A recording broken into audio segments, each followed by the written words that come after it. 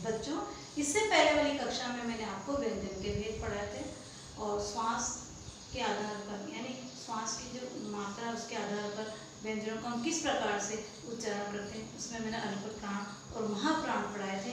आज मैं आपको पढ़ा रही हूँ संयुक्त व्यंजन। देखो बच्चों, look at the black board. संयुक्त व्यंजन क्या होते हैं? ये व्यंजन दो या दो से अधिक व्यंजनों के मेल से बने होते हैं। क्या बोला मैंने? ये व्यंजन दो या दो से अधिक व्यंजनों के मेल से बने होते हैं। जैसे श क्षत्रिय, अब इसके जब हम किससे बना? क। ये क क्या है? स्वर रहित है। और ये क्या है? श षटकोण स्वर सहित है। इसमें क्या मिला हुआ है? अस्वर मिला हुआ है।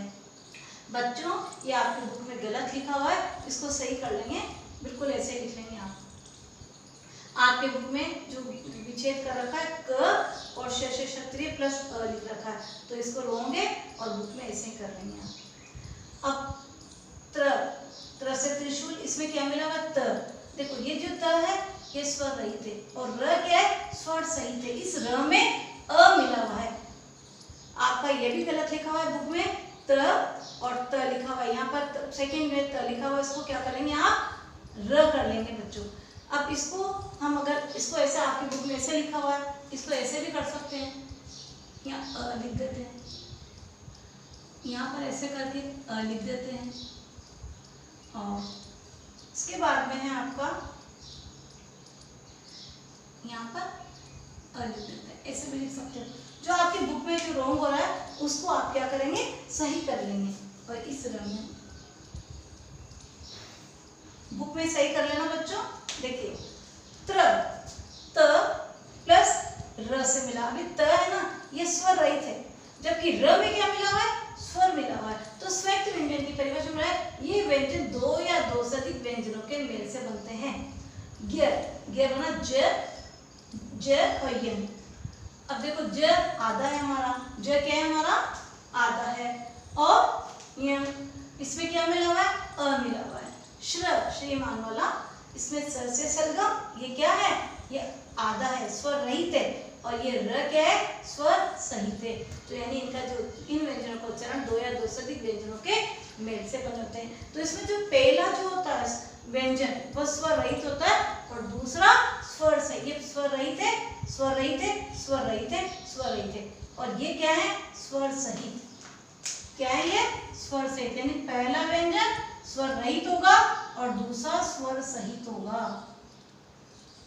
ये मैंने आपको अंडरलाइन कर दिया। बच्चों, ये जो संयुक्त व्यंजन की जो डेफिनेशन है इसको आप अंडरलाइन कर लेंगे और जो आपके बुक में गलत हो रहे हैं उनको आप ब्लैक बोर्ड देख के सही कर लेना। इसके बाद में मैं आपको पढ़ा रही द्वितीय व्यंजन। अब मैं पढ़ा रही हूँ आपको द्वितीय व्यंजन। जब एक व्यंजन अपने समरूप व्यंजन से मिले तो सिर्फ द्वितीय व्यंजन कहलाते हैं। जब एक व्यंजन अपने समरूप व्यंजन से मिले, अब इसमें क्या होगा? पहला जो व्यंजन है वो क्या होगा? स्वर रहित होगा और दूसरा स्वर सहित होगा। जैसे हमने बोला ये च क्या है? स्वर रहित है और ये च, इसमें स्वर मिला हुआ है। इसका एग्जांपल हो गया बच्चा, कच्चा। अब इसमें देखो ये क स्वर रहित है और इस क में क्या मिला हुआ है? अ मिला हुआ है। जैसे मैंने बोला पक्का, क्या बोला मैंने? पक्का। इसके बाद में ऐसे अपन दूसरा भी ले सकते हैं, मम्मी। तो मम्मी में म, जो पहला म है वो क्या है बच्चों? जो पहला म है वो क्या है? स्वर रहित है और दूसरा क्या है? स्वर सहित है। इसके बाद में इसके एग्जाम्पल हमने देखे, एक बार और परिभाषा बता रही हूँ। द्वितीय व्यंजनों में पहला व्यंजन स्वर रहित और दूसरा स्वर सहित होता है। स्वर रहित, स्वर सहित, स्वर रहित और स्वर सहित, यानी कि संयुक्त व्यंजन के जैसे ही इसकी डेफिनेशन, बस उसमें क्या है? थोड़ा सा चेंज है, दो या दो से अधिक व्यंजनों के मेल से वो बनता है। अब इसके बाद में बच्चों मैं आपको पढ़ाऊंगी संयुक्ताक्षर। क्या पढ़ाऊंगी? संयुक्ताक्षर। देखो, जब एक स्वर, इस डेफिनेशन को आप अंडरलाइन करेंगे, जब एक स्वर रहित व्यंजन दूसरे स्वर सहित व्यंजन से मिलता है तो उसे हम क्या कहते हैं? संयुक्ताक्षर। जैसे इसके एग्जांपल है वक्त, रक्त, स्वदेश। बोर्ड पे देखेंगे बच्चों एक बार।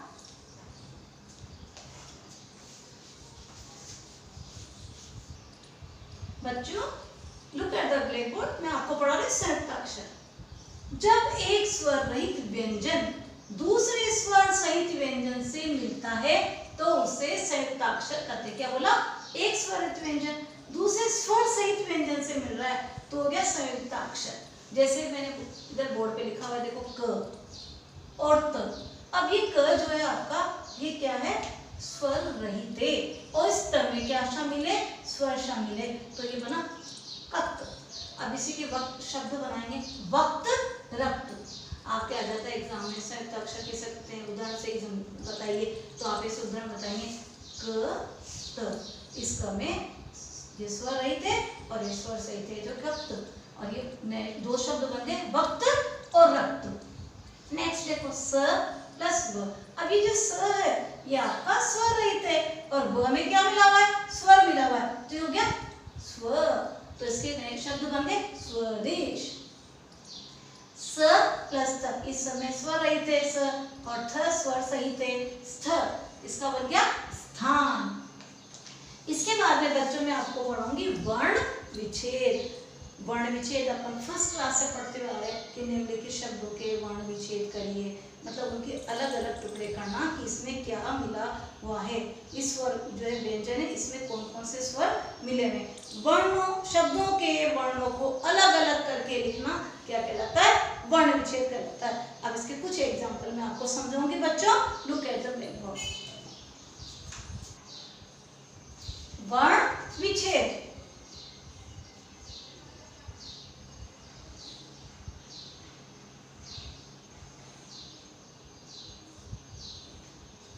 शब्दों के, इसकी डेफिनेशन बता रही हूं मैं।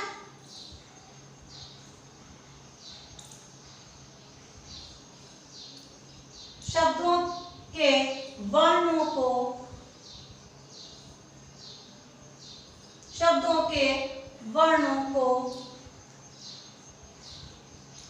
अलग अलग करके, अलग अलग अलग अलग करके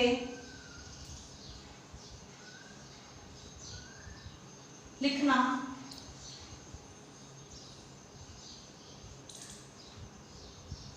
वर्ण विच्छेद करता है। वर्ण विच्छेद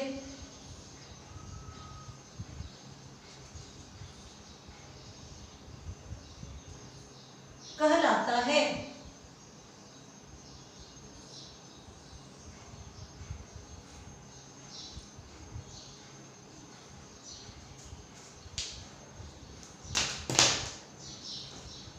वर्ण विच्छेद, शब्दों के वर्णों को अलग अलग करके लिखना वर्ण विच्छेद कहलाता है। अब परीक्षा में आपके आ गया पूजा। पूजा शब्द दे दिया और कह दिया इसके वर्ण विच्छेद करो, तो देखो पूजा, प में कौन सा स्वर मिला हुआ है? जब हम टुकड़े करेंगे ऊ मिला हुआ है, और ज में क्या मिला हुआ है? आ मिला हुआ है। तो इसी तरह दूसरा हमने लिख दिया आलोक, इसमें आ, अब आ के टुकड़े नहीं होंगे, क्यों? क्योंकि वो क्या है? स्वर है। और ल में क्या हो गया? क्या मिला हुआ है? ओ। और क में क्या मिला हुआ है? अ मिला हुआ है। तो मैं आपको वर्ण विच्छेद के एग्जाम्पल करवा रही हूँ। फर्स्ट देखेंगे आप, फर्स्ट देखेंगे बच्चों पूजा। क्या लिखा मैंने? पूजा। पूजा में देखो ये प में क्या मिला हुआ है? बड़ा ऊ। और ज में क्या है? आ मिला हुआ है, ये इसका वर्ण विच्छेद हो गया। प प्लस उ, ज प्लस आ। प में क्या मिला हुआ है? ऊ स्वर मिला हुआ है। ज व्यंजन में क्या मिला हुआ है? आ स्वर मिला हुआ है। दूसरा देखो आ, लो, क। अब देखो आ क्या है? स्वर, तो इसके टुकड़े नहीं होंगे, आ ऐसा कैसा हो जाएगा? ल में क्या मिला हुआ है? ओ। इसके बाद में क में क्या मिला हुआ है? थर्ड देखेंगे एक बार, पार्थ। संयुक्त अक्षर, उसमें मैंने संयुक्त व्यंजन में स्थिति बताई थी ना र की। अब ये र देखो कहाँ लग रहा है, कहाँ है? सिर पर है, तो ये कहाँ जाएगी इसकी मात्रा? नेक्स्ट अक्षर पे जाएगी, पार्थ। देखो प में क्या मिला हुआ है बच्चों? आ। अब इसमें क्या होता है बच्चों रेप में कि जब हम लगाते हैं तो नेक्स्ट अक्षर पे लगाते हैं मात्रा, लेकिन जब हम इसके वर्ण विच्छेद करते हैं तो ये पहले आएगा पा, अब क्या है? र। र और थ प्लस अ, पार्थ। क्या हो गया ये? पार्थ। एक और बता रही हूं, रक्षा। देखो र में क्या शामिल है? अब मैंने जब संयुक्त अक्षर पढ़ाए थे तो मैंने श से क्षत्रिय का बताया था कि क प्लस श। अब देखेंगे इधर र प्लस अ और ये क क्या है? स्वर रहित है। ये श में क्या मिला हुआ है? अ मिला हुआ है। क्या मिला हुआ है? अ मिला, लेकिन यहाँ पर आ है तो ये रक्षा है, इसलिए अपन यहाँ पर आ कर दिया। क्या कर दिया? आ कर दिया। बच्चों देखो, सबसे पहले वर्ण विच्छेद पढ़ लिया हमने। वर्ण विच्छेद की डेफिनेशन अच्छी से समझाई कि शब्दों के वर्णों को अलग अलग करके लिखना वर्ण विच्छेद कहलाता है। इसके एग्जांपल मैंने आपको दिए, पूजा, आलोक, पाठ, रक्षा। तो सबसे पहले आप क्या करेंगे अपने बुक में जो आपको ये दे रखी है वर्ण विच्छेद की परिभाषा, इसको अंडरलाइन करेंगे। संयुक्त अक्षर की परिभाषा को भी आप अंडरलाइन करेंगे, द्वितीय व्यंजन को भी अंडरलाइन करेंगे और अल्प प्राण महाप्राण की डेफिनेशन को भी आप अंडरलाइन करेंगे।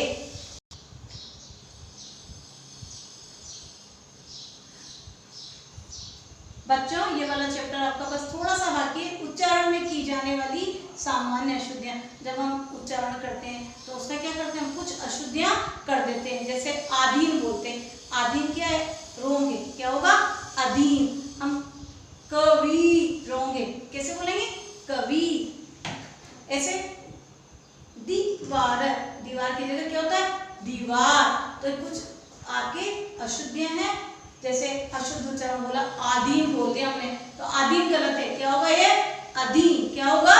अधीन। बोर्ड पे देखिए बच्चों,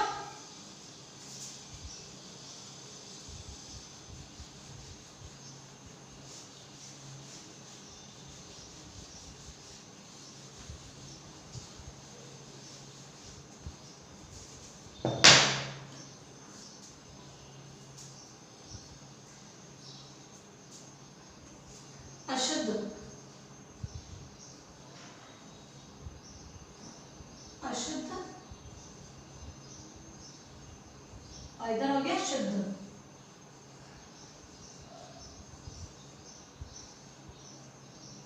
ये किसके आधार पर है? उच्चारण के साथ। अब जैसे लिखा मैंने आधीन, दैट इज रॉन्ग। क्या होगा? अधीन। सही क्या होगा? अधीन। इसके बाद में कवि, ये रॉन्ग है आपका। कवि दबा के बोलेंगे, छोटी मात्रा रहेगी। ऐसे मैंने लिखा पति, दैट इज रॉन्ग। पति, पति, तब पे कौन सी मात्रा है? छोटी मात्रा। ये उच्चारण संबंधी गलतियां हुई। इसके बाद में देखो परीक्षा, अधिकतर आता है निम्नलिखित अशुद्ध को शुद्ध करो, ये एग्जाम में जरूर आता है। परीक्षा थोड़ी तो परीक्षा, र पे कौन सी मात्रा आएगी? बड़ी ई की। ये आपको मैंने बताया। ऐसे व्यंजन संबंधी भी अशुद्धियां होती है। संसार, संसार होंगे, संसार। क्षमा, क्षमा की जगह क्या आएगा? क्षमा। सप्ताह, इसकी जगह क्या आएगा? सप्ताह। बच्चों ये लेसन मैंने कंप्लीट करा दिया है। आप अपनी बुक में जो टिक द करेक्ट में करा रही हूँ वो राइट, सही पे सही लगाएंगे। देखो फर्स्ट एक्सरसाइज देखो आप, अभ्यास की फर्स्ट वाली। निम्नलिखित शब्दों के उत्तरों के लिए सही विकल्प चुनिए।